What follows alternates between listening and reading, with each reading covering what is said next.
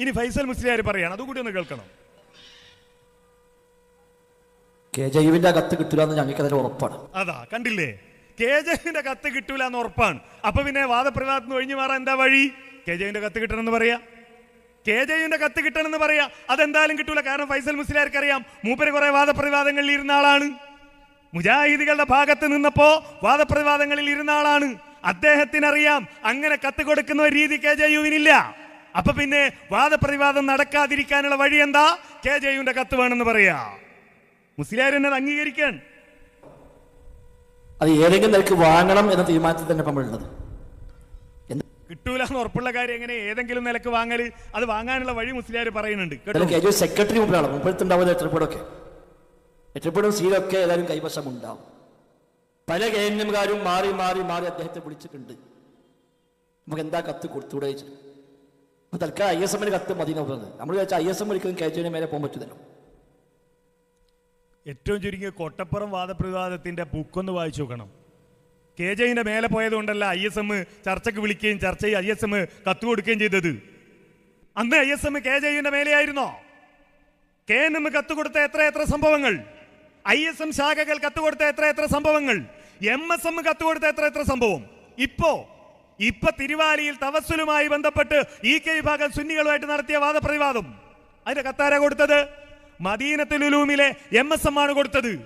ഇവര് പറഞ്ഞോ, EKക്കാര് പറഞ്ഞോ, MSMന്റെ കത്തൊന്നും ഞങ്ങൾക്ക് പറ്റൂല, ഞങ്ങൾക്ക് KJUവിന്റെ കത്ത് വേണമെന്ന് പറഞ്ഞില്ല. കാരണം അവർക്കിത് നടത്തണമെന്നുണ്ട്, ഇവർക്ക് നടത്തണമെന്നില്ല. ഇനി പറയുന്നത് നോക്കൂ. മരത്തിനേക്കാളും വലിയ കൊമ്പുണ്ടെങ്കിൽ അത് വലിയ ഭീഷണിയും മാറും. ഒരു KJU സെക്രട്ടറി വെല്ലുവിളിച്ചു, നമ്മുടെ പണ്ഡിത സഭയെയാണ് വെല്ലുവിളിച്ചത്. ഇനി വ്യക്തികൾ തമ്മിലല്ല. അതുതന്നെയാണ് കാലങ്ങളെ നമ്മൾ കാത്തുന്നത്. മറ്റു പലരും പലയിടത്തൊക്കെ ഇങ്ങനെ സോഷ്യൽ മീഡിയ വെല്ലുവിളിച്ചപ്പോഴും അന്ന് മൗനം പാലിച്ചത് അത് ഔദ്യോഗികമായി വരട്ടെന്ന് വയ്ക്കണം. അപ്പൊ അത് ഔദ്യോഗികമായി വന്നു. ഞാൻ രേഖ കൊടുത്തയച്ചാൽ മതി. സ്റ്റേജിൽ പരസ്യമായി വിളിക്കാമെങ്കിൽ എന്താ ഒരു എഴുതി കൊടുത്തയക്കാൻ എത്ര പ്രയാസം? അവിടെ കായക്കൂടെ നമ്പർ. അതാണ് നമ്മൾ ചോദിക്കുന്നത്. ഏറ്റെടുത്തല്ലോ, ഏറ്റെടുത്തത്. ഇനി ഏറ്റെടുത്ത കാര്യം അതിന്റെ മറ്റു കാര്യങ്ങൾ മുറക്ക് നടക്കുക എന്നതല്ലാതെ അതിന്റെ ഇടയിൽ എന്തിനൊരു കത്ത്? ഇനി കത്ത് വേണോ? കത്ത് നിർബന്ധമാണെങ്കിൽ ആരാവശ്യപ്പെടണം? ഇവരുടെ പണ്ഡിത സഭ ആവശ്യപ്പെടണ്ടേ? എന്താ പണ്ഡിത സഭ ആവശ്യപ്പെടാത്തത്? ഇത് കിട്ടൂല, ഇത് നടക്കരുത് എന്നിവർ തീരുമാനിച്ചു. എന്നിട്ട് മുസ്ലിയാരുടെ അനുയായികളുടെ ഉപദേശം എന്താ? ഉപദേശം അത് ഔദ്യോഗികമായി വരട്ടെന്ന് വയ്ക്കണം. അപ്പൊ അത് ഔദ്യോഗികമായി വന്നു. ഞാൻ രേഖ കൊടുത്തയച്ചാൽ മതി. സ്റ്റേജിൽ പരസ്യമായി വിളിക്കാമെങ്കിൽ എന്താ ഒരു എഴുതി കൊടുത്തയക്കാൻ എത്ര പ്രയാസം? അവിടെ കായക്കൂടെ നമ്പറുള്ളത് മുഴുവനും മൂപ്പർ ചോദിക്കാൻ നിങ്ങൾ എന്താ കൊടുക്കാത്തത്? ഞങ്ങൾ ഒരാഴ്ച കൂടി കാത്തിക്കും. അതിനിടയ്ക്ക് കിട്ടിയില്ലെങ്കിൽ ബാക്കി പണി നമുക്കറിയാം. ഇൻഷാ നമുക്ക് അപ്പം നോക്കാതെ. ഇൻഷാ അല്ലാഹ്. എന്നാ ബാക്കി പണി നമുക്ക് കാണാം. ഈ മന്ത്രവാദി പറഞ്ഞ വല്ല പണിയാവുമല്ലോ നിങ്ങൾക്ക് ചെയ്യാനുള്ളത്. വേറെന്ത് പണിയാ അല്ലേ? ചില വീടുകളിലൊക്കെ നടത്തിയെന്ന് പറഞ്ഞ പണിയാകും ചെയ്യാനുള്ളത്. എന്താ പറഞ്ഞത്? ഉസ്താദിന്റെ ഉപദേശാനുയായികൾ സ്വീകരിച്ചു കേട്ടോ. എന്ത്? എല്ലാവരും കായക്കൊടിയെ വിളിക്കണം, വിളിച്ചുകൊണ്ടിരിക്കാൻ. അനുയായികൾ അങ്ങനെ വിളിക്കാൻ. ഇവര് രാത്രി ഉറങ്ങാൻ കിടക്ക എങ്ങനെയാണെന്നറിയോ? നാളെ രാവിലെ ഒരു മുജാഹിദ് പ്രവർത്തകനെ എന്ത് ന്യായം പറഞ്ഞിട്ടാ വിളിക്കാന്ന് ചോദിച്ചിട്ടാണ്. വിചാരിച്ച് അതാലോചിച്ചിട്ടാ കിടക്കുക. എന്തിന്? ജിന്നിനോട് സഹായം തേടുന്നത് ശിർക്കല്ല എന്ന് പറയാൻ എന്താ പറയാ? കഴിഞ്ഞ ദിവസം ഒരാൾ വിളിച്ചിട്ട് ചോദ്യം എന്താണെന്നറിയോ? ഞാൻ ഒരു സംശയം ചോദിക്കാനാണ്. എന്താ സംശയം?